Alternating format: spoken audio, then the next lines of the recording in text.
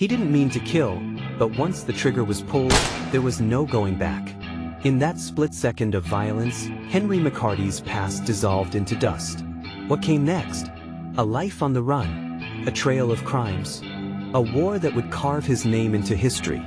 This is the journey of a broken soul spiraling into legend, where every choice was a gamble, and every town just another escape. After killing Frank Cahill, Henry vanished into the desert. He crossed the sunburned stretch of Arizona into New Mexico, starving, hunted, and alone. But fear? He'd learned to live with that. Hunger? It had shaped him. Now, the law stalked him, every badge a loaded gun, every bounty hunter dreaming of glory. He survived by instinct, stealing livestock, hustling in poker dens, trading lies for shelter. He wasn't just running from justice anymore, he was learning how to outsmart it. In the late 1870s, Lincoln County, New Mexico, was a powder keg of tension and corruption. The Murphy-Dolan faction held a monopoly over the local economy, controlling the only store, bank, and even the law enforcement. Then came John Tunstall, an English rancher who dared to challenge this dominance by establishing a competing store and bank, offering fair prices and honest dealings. His actions threatened the established order and made him a target. On February 18, 1878, Tunstall was ambushed and killed by a posse organized by Sheriff William Brady, a known ally of the Murphy-Dolan faction. This blatant act of violence against a respected businessman outraged many, including Billy the Kid. Tunstall had treated Billy with respect and offered him legitimate work, a rarity in Billy's tumultuous life. He was like the father Billy never had. Tunstall's death was not just a personal loss for Billy. It was a symbol of the rampant injustice plaguing Lincoln County. In response to Tunstall's murder, Billy joined a group of his former ranch hands and other local cowboys to form the Lincoln County Regulators. Their mission was clear: bring Tunstall's killers to justice.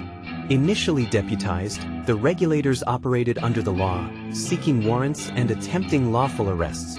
However, the corrupt local authorities often sided with the Murphy-Dolan faction, forcing the Regulators to take matters into their own hands. Billy quickly emerged as a key figure within the Regulators. His intimate knowledge of the terrain, sharp shooting skills, and unwavering commitment made him both a formidable opponent and a folk hero. He participated in several confrontations, including the ambush of Sheriff Brady, whom the Regulators held responsible for Tunstall's death. While controversial, these actions were seen by many as necessary steps to combat the deep-seated corruption in Lincoln County. The conflict reached its climax in July 1878 during the Lincoln County War. The Regulators, including Billy, were besieged in the McSween house by the Murphy-Dolan faction and their allies. Despite being outnumbered and outgunned, Billy's leadership and courage were instrumental in holding off the attackers for 5 days. When the house was set ablaze, Billy orchestrated a daring escape under heavy fire, ensuring the survival of several of his comrades. Though the Lincoln County War eventually subsided and the Regulators disbanded, Billy the Kid's actions left an indelible mark on the region's history. To some, he was an outlaw. To others, a symbol of resistance against tyranny. His commitment to justice, even in the face of overwhelming adversity, cemented his status as a legendary figure of the American West. After the war, the law closed in. Arrest warrants, dead or alive posters. The Kid had become more than a man. He was a symbol of rebellion, of lawlessness, of the untamable West. He was caught and caged like an animal, hands shackled, legs chained, with death just around the corner. They said he'd hang for the murder of Sheriff Brady, but Billy wasn't the type to wait for the noose. They thought he was beaten, just a boy with no future. But the Kid was always watching, always calculating. That day, Billy asked for a trip to the courthouse. The deputy obliged, but forgot the golden rule of handling outlaws: never look away. Billy turned the man's own gun against him. One shot to the face. Brutal. Back inside the courthouse, he found the second deputy, James Bell. They struggled. Bell ran, but Billy was faster. Second gunshot. Bell fell down the stairs, dead before he hit the dirt. And then came the moment that cemented his legend. Billy stepped to the courthouse balcony, cradling a shotgun. He looked down at the townsfolk below. "I killed the sheriff. And if anyone tries to stop me, I'll kill again." He didn't say it out of malice. He said it because it was true. Billy shattered his leg shackles with a pickaxe, mounted a stolen horse, and vanished into the horizon. The young outlaw had slipped through justice's fingers once again. He roamed again, escaping from jails, stealing horses, surviving gunfights. He was fast, unpredictable, and dangerously calm under pressure.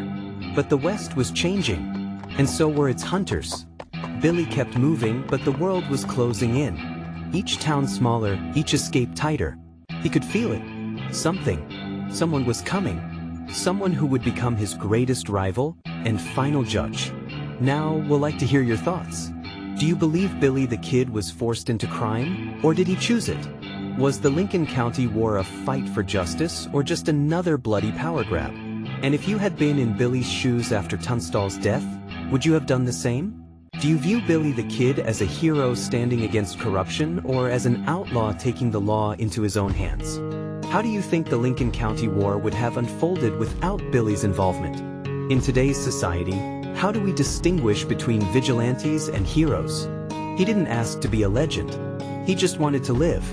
But the world had other plans. And now, a new shadow rides into the story: Pat Garrett. The lawman. The former friend. The man who would hunt him down. In Part 3, the final ride, the hunter and the hunted ride the same trail, one chasing justice, the other chasing freedom. We'll follow the last desperate year of a ghost boy turned outlaw and the relentless chase that would end it all. Can a friendship survive when the law stands in between?